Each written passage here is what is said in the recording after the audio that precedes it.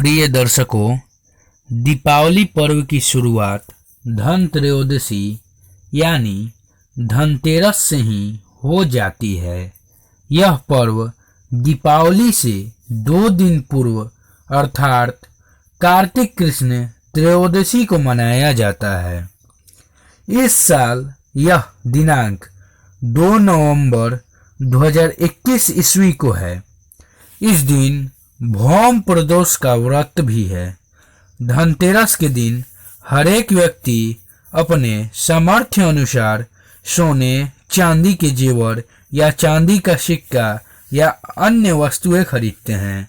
कुछ लोग इस दिन भगवान कुबेर का पूजन भी करते हैं या किसी पंडित जी से कराते हैं। पर मैं आपको एक ऐसी बात बताने जा रहा हूँ जो स्कंद पुराण के अनुसार यह दिन अकाल मृत्यु, वाहन दुर्घटना तथा असाध्य रोग से बचाव का दिन भी है। इस शिकार में मुश्किल से 10 से 15 मिनट से भी कम समय लगता है। पर जो भी व्यक्ति यह उपाय इस दिन संध्या काल के समय घर पर ही कर लेता है, उसके घर पर साल भर अकाल मृत्यु नहीं होती है। यह विधि भी स्वयं मृत्यु के देवता यमराज ने अपने दूतों को बताया था। इस संबंध में एक पौराणिक कथा प्रचलित है जो इस प्रकार है। एक बार यमराज ने अपने दूतों से पूछा कि तुम लोग आदिकाल से ही लोगों के प्राण हरण करते आ रहे हो, क्या कभी ऐसा भी हुआ है कि तुम लोगों को किसी का प्राण हरण करते हुए दया आई हो और मन में ये विचार आया होगा कि इस व्यक्ति के प्राण ना लिए जाएं? यदि कभी ऐसा विचार तुम्हारे दिमाग में आई हो तो मुझे बताओ। यह सुनकर एक यमदूत ने बताया कि हे महाराज, हेमराज नामक एक राजा को बहुत तपस्या के बाद एक पुत्र रत्न की प्राप्ति हुई, परंतु जिस दिन उसकी छठी का जन्मोत्सव मनाया जा रहा था, उसी दिन किसी भविष्यवक्ता ने बताया कि इस राजकुमार की मृत्यु विवाह के 4 दिन बाद हो जाएगी। यह सुनते ही सारा राजमहल शोक में डूब गया।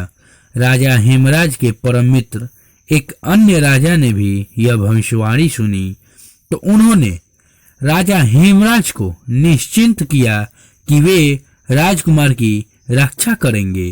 राजकुमार को बचपन से ही कड़े सुरक्षा में एक सुरक्षित जगह पर रखा गया। राजकुमार जब युवा हो गए तो उनका विवाह एक अति सुंदर कन्या के साथ राजा हेमराज ने अपने मित्र राजा से परामर्श लेकर कर दिया। यह जोड़ी साक्षात कामदेव और रति के समान सुंदर थी, परंतु विधि के विधान अनुसार हम लोग को राजकुमार के प्राण हरण का क्रूर कार्य भी करना था। प्रभु, जब हम राजकुमार के प्राण लेकर चले उस समय उस नव विवाहिता कन्या के करुण विलाप से तथा राजमहल में विवाह के मांगलिक कार्य के बाद हुए राजकुमार की मौत से जैसे पूरा राज्य, राजा और स्वर्गीय राजकुमार की पत्नी के अत्यंत करुण विलाप ने हमें अंदर तक हिला दिया और यह दुखद दृश्य देखकर हम स्वयं भी रोने लगे थे। परंतु क्या कर सकते थे, पर विधि के विधान के आगे हम विवश थे। लेकिन पहली बार हमें अपने कर्म पर गलानी हुई, पर हम विवश थे। लेकिन राजकुमार के प्राण हरण करके हम बहुत दुखी हुए। यह सुनकर यमराज बोले, तुम्हारी इस करुण कथा को सुनकर मैं भी दुखी हो गया हूँ, पर करूँ क्या? विधि के विधान की रक्षा के लिए मुझे तथा तुम लोग को ऐसा अप्रिय कार्य करना ही पड़ता है। इस पर यमराज के उस दूत ने यमराज से पूछा कि हे स्वामी, क्या ऐसा उपाय नहीं है जिससे इस प्रकार के अकाल मृत्यु से प्राणियों की रक्षा हो सके?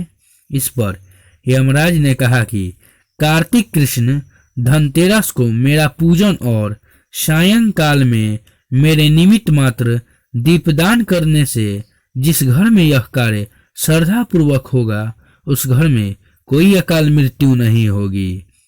मेरे निमित्त दीपदान की विधि बहुत ही आसान है।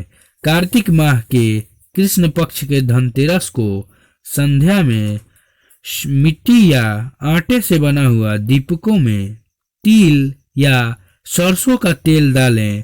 उसमें नई रुई की बत्ती रखकर दीपकों को अनाज जैसे गेहूं के ढेरी पर रखकर पहले दीपों का पूजन करें, जैसे धूप अगरबत्ती से कर लें तथा मन ही मन यमराज को प्रणाम करते हुए दोनों दीपकों में रुई की बत्ती लगाकर इस मंत्र का उच्चारण दक्षिण दिशा की ओर मुख करके करें। मंत्र आपके डिस्प्ले पे दिख गया होगा। इस मंत्र को बोलते हुए गेहूं के आसन पर एक दीप को मुख्य दरवाजे के एक ओर रख दें तथा दूसरे दीप को दरवाजे के दूसरी ओर रख दें। प्रयास करें कि वे दोनों दीपक रात भर जलते रहें। पौराणिक मान्यताओं के अनुसार इससे यमराज अति प्रसन्न होते हैं और चूंकि यह उपाय उन्होंने खुद अपने दूतों को बताया था, अतः धनतेरस के दिन यमराज के निमित्त दीपदान करने वाले के परिवार में वाहन दुर्घटना, अकाल मृत्यु, असाध्य रोग का भय साल भर नहीं रहता है। यमराज भगवान सूर्य के पुत्र हैं तथा यमुना नदी सूर्य की पुत्री है। इस प्रकार यमराज और यमुना नदी दोनों भाई बहन हैं। अतः इस दिन अगर कोई व्यक्ति यमुना नदी में धनतेरस के दिन स्नान करके यह दीपदान करे तो उसके घर कई वर्षों तक अकाल मृत्यु का भय नहीं रहता है। खैर, जहाँ यमुना नदी नहीं है वहाँ स्नान के जल में हाथ रखकर माँ यमुना से प्रार्थना करे कि हे माँ, इस स्नान के जल में आप समाहित हो। इस प्रकार कहीं भी माँ यमुना का स्मरण कर सुबह में ही स्नान किया जा सकता है। अतः यह संशय न करे कि मेरे घर के आसपास यमुना नदी नहीं है।